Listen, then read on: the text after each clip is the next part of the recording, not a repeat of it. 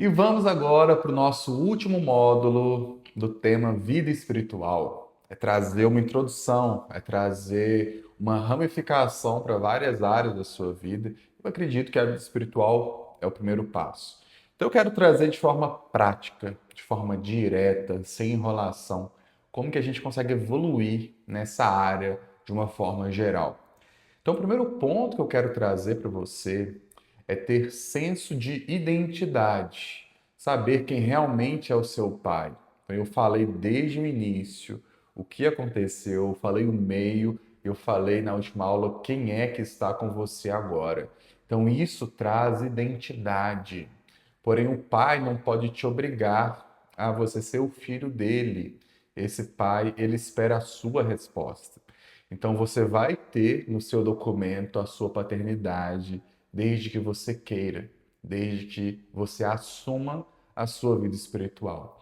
Então, quando a gente tem identidade, a gente tem inclusive direito a uma herança, direito a algo que esse pai nos concedeu.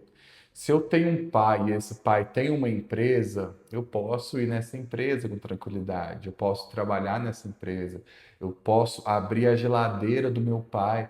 Por quê? Porque eu tenho familiaridade, nós somos da mesma natureza.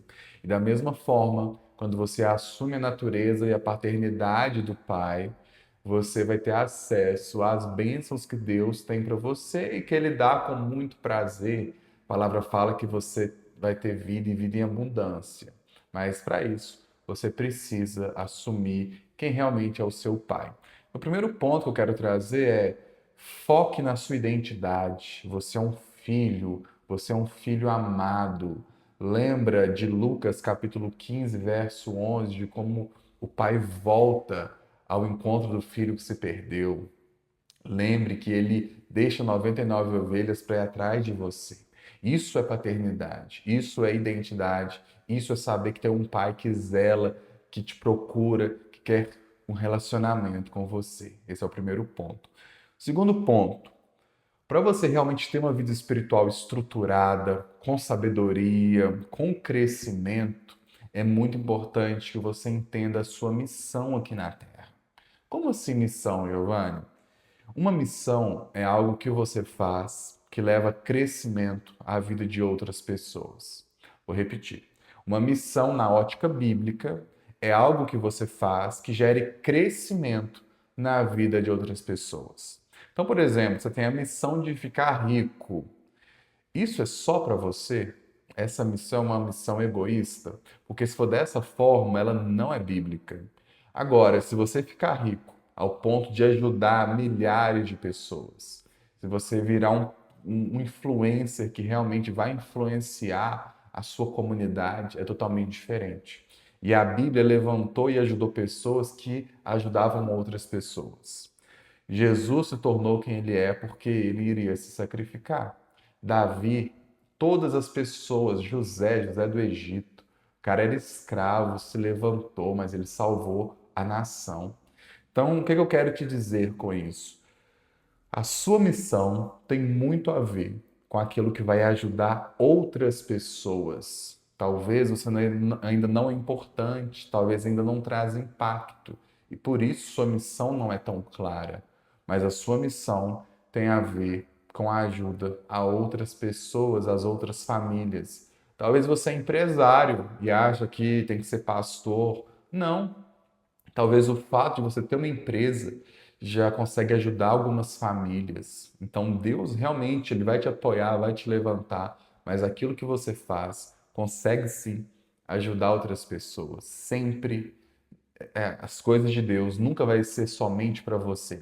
Sempre vai envolver a ajuda aos outros filhos, sempre. Terceiro, tem que haver um funeral. O que é funeral, gente? Funeral é morte. Tem que matar aquela velha pessoa. Tem que matar aquele vício. Tem que matar aquela compulsão.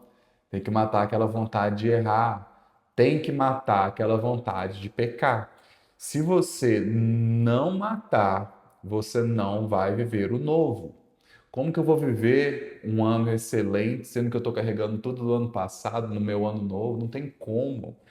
Coisas novas acontecem quando há o funeral do velho, gente. Então, tem esse momento. Marque o dia para você realmente abandonar as coisas erradas.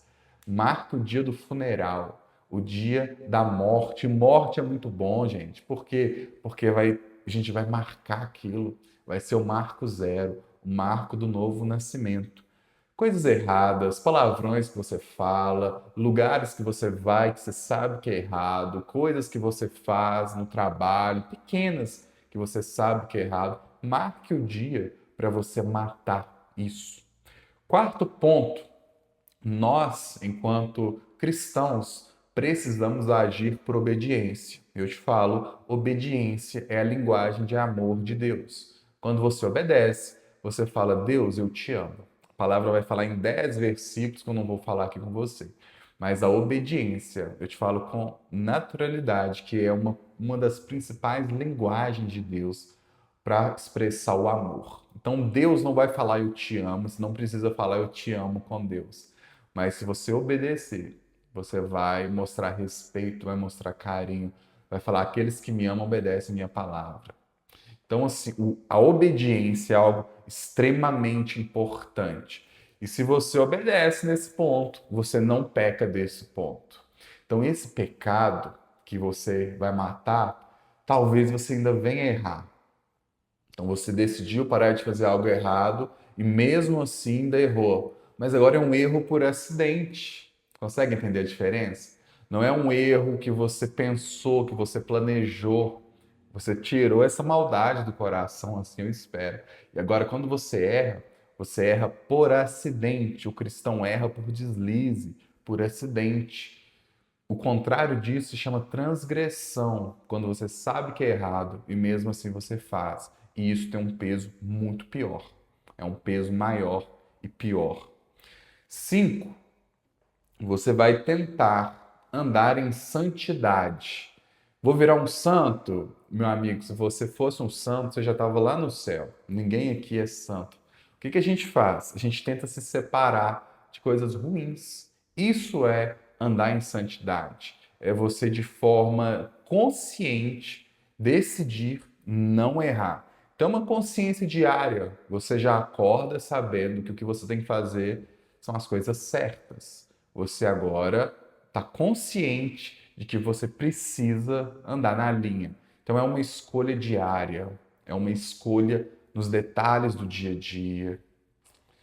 Sexto ponto, eu acredito de forma impactante que você tem que estar numa igreja. Não tem como você prestar um culto pelo YouTube, assistir uma pregação, uma palavra, sem você estar numa comunidade de pessoas. Deus pode usar o YouTube? Pode. Eu assisto o YouTube todo dia.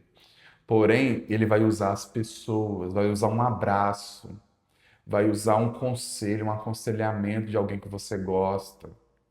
Então você tem que estar numa comunidade. Não tem como você querer viver apenas no seu quarto.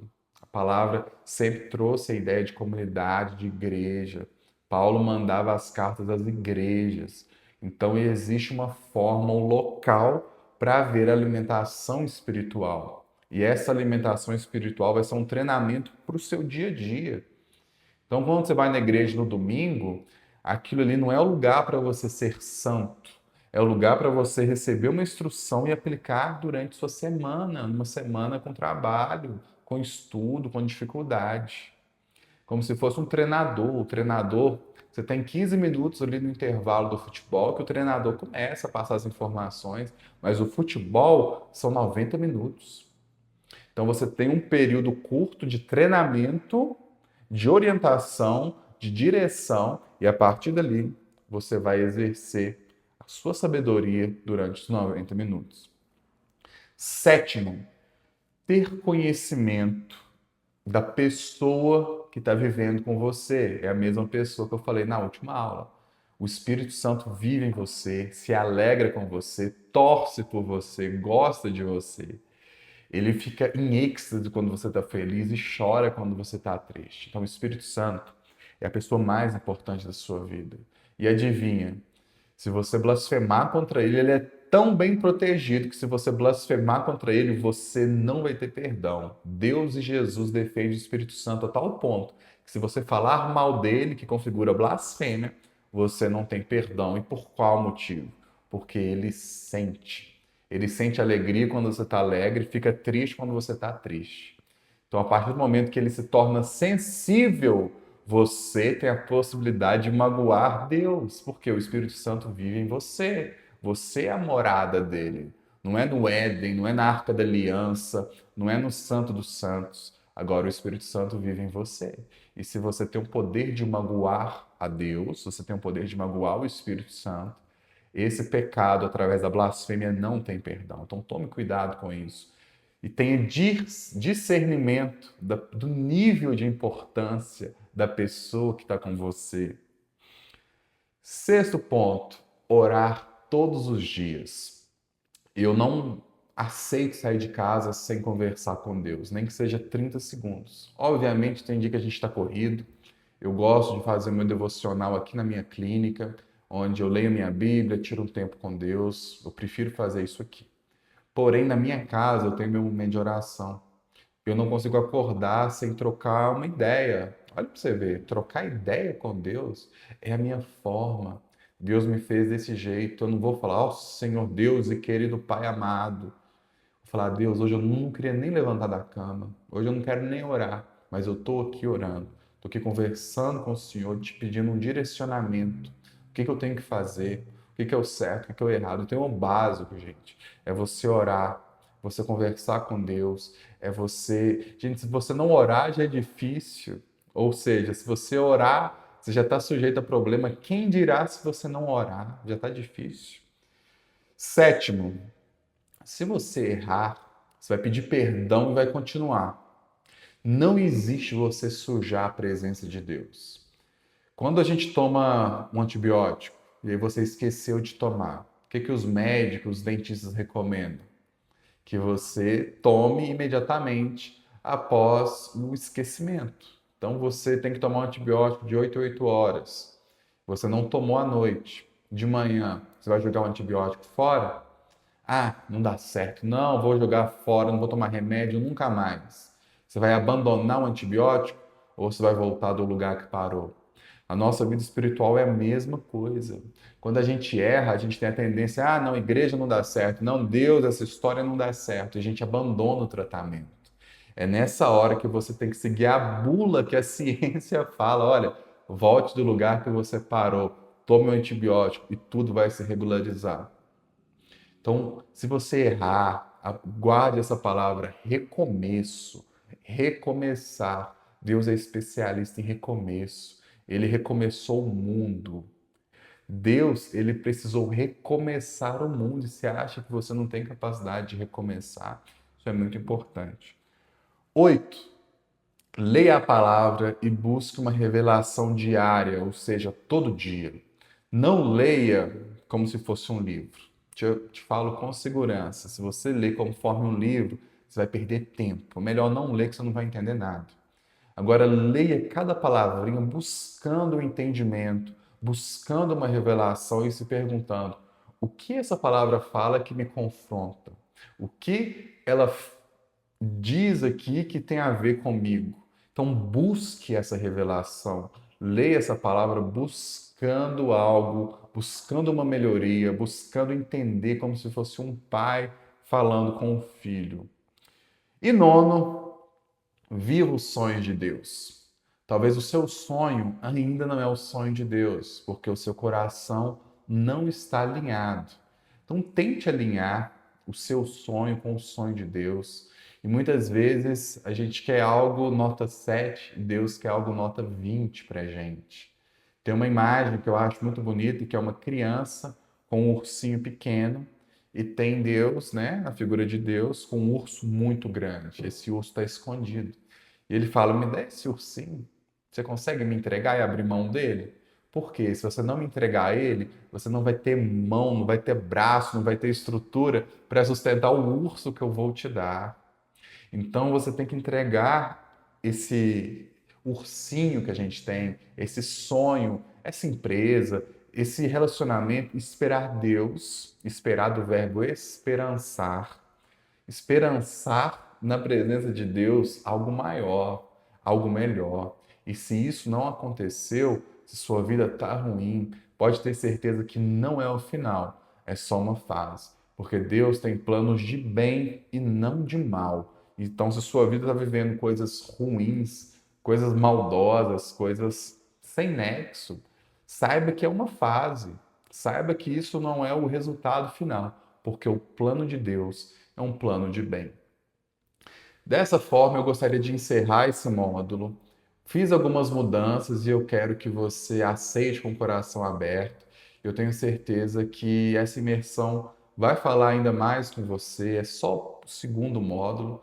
Eu tenho certeza que se você abrir o coração, muita novidade, muita sabedoria pode vir em encontro ao seu coração e a sua vida vai realmente ser uma vida diferente, ser uma vida nova. Principalmente porque o primeiro alicerce agora já está sendo consolidado.